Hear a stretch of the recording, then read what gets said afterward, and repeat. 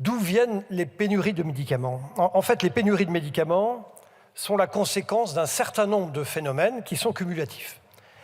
C'est un problème de production, c'est un problème de prix, c'est un problème de bureaucratie et c'est un problème de paupérisation.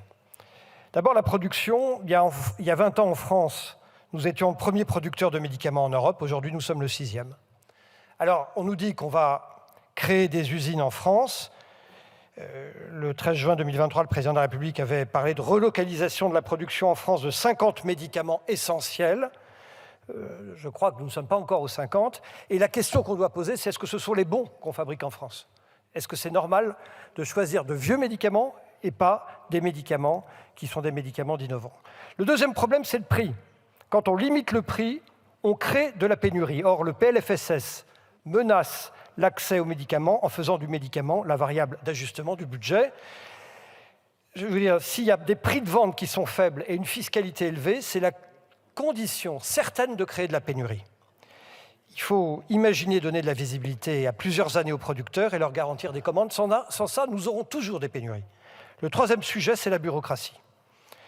En France, nous avons de très longs délais d'accès au marché de médicaments. Le chiffre est connu, 500 jours en France, 120 jours en Allemagne. C'est une des conditions que nous devons résoudre, sinon la pénurie continuera.